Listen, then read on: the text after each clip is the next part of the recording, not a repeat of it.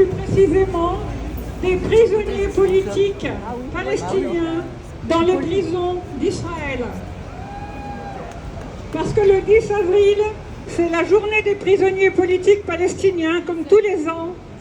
Et donc c'était il y a 2 jours. Donc je veux vous parler d'eux. Quelques chiffres déjà. Je ne veux pas vous casser les pieds avec des chiffres, mais il faut quand même en connaître quelques-uns. Il y a actuellement 9500 prisonniers politiques palestiniens dans les prisons israéliennes.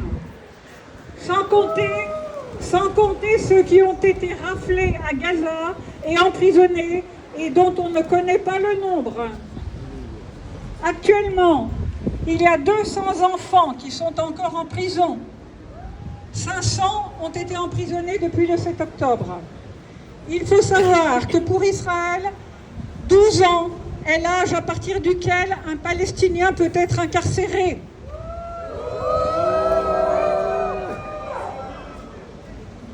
Depuis le 7 octobre, Israël a arrêté 5000 Palestiniens, doublant les effectifs dans les prisons pour servir de monnaie d'échange d'otages. 3668 prisonniers sont en détention administrative. Ce statut est hérité du mandat britannique et permet de maintenir en prison, sans inculpation, sans jugement, sans procès, sans connaissance du motif de leur arrestation, les Palestiniens. Et ce statut est renouvelable tous les 6 mois.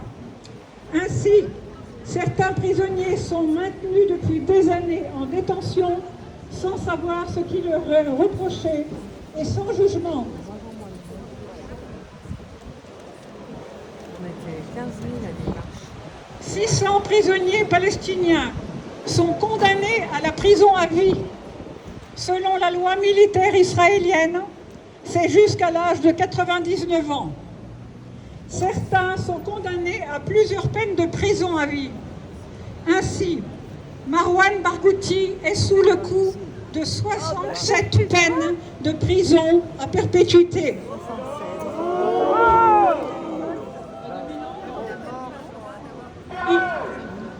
Il faut savoir aussi que la violence coloniale peut s'étendre sans fin, même après la mort des détenus.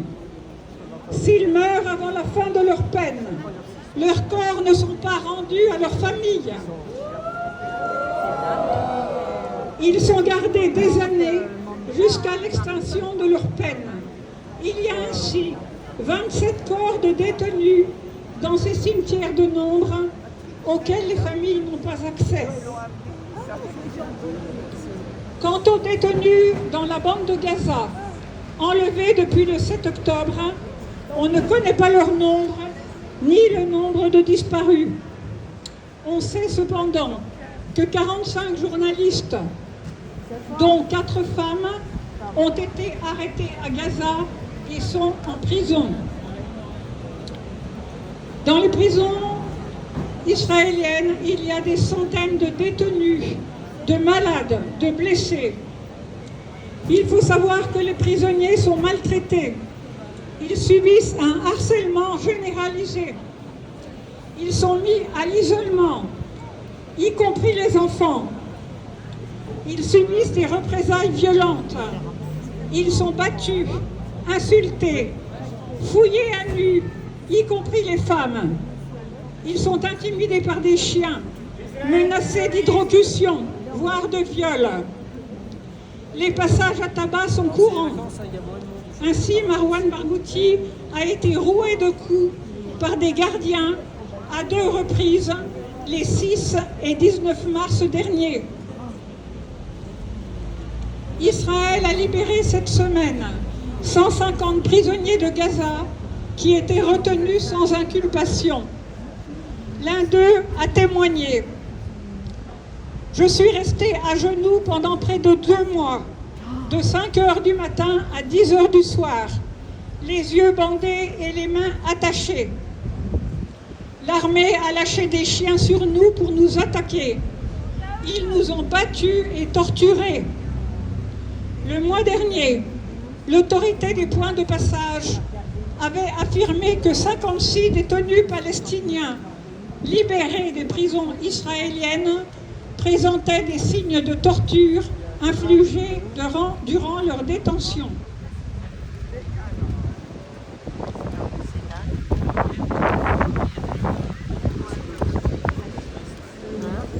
L'Agence des Nations Unies pour les réfugiés palestiniens a exprimé le mois dernier son inquiétude sur le sort des détenus gazaouis en Israël. Selon le directeur de l'agence, Philippe Lazzarini, beaucoup sont revenus complètement traumatisés et faisaient état d'un large éventail de mauvais traitements, incluant menaces d'électrocution, privation de sommeil et intimidation avec des chiens.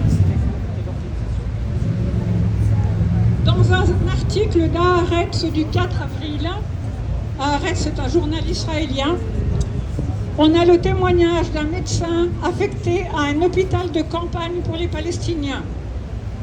Il dit « Les prisonniers ont les 4 membres attachés, menottés, ce qui entraîne des complications et parfois même la mort.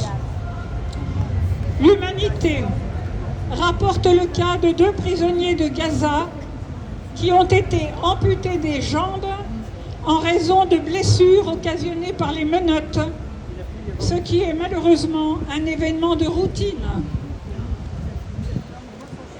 Le docteur Oberlin, chirurgien français qui vient de rentrer de Gaza, rapporte le 2 avril les cas de torture subis par 4 chirurgiens de l'hôpital Al-Shifa pour qu'ils livrent des informations sur des combattants du Hamas. Il cite aussi le cas du docteur Mohamed Al-Boussania, directeur de l'hôpital Al-Shifa, qui, sous la torture, a eu les 2 poignets brisés. Les témoignages de ce genre nous submergent aujourd'hui. Sous la torture et les mauvais traitements, 6 détenus palestiniens sont morts ces 2 derniers mois.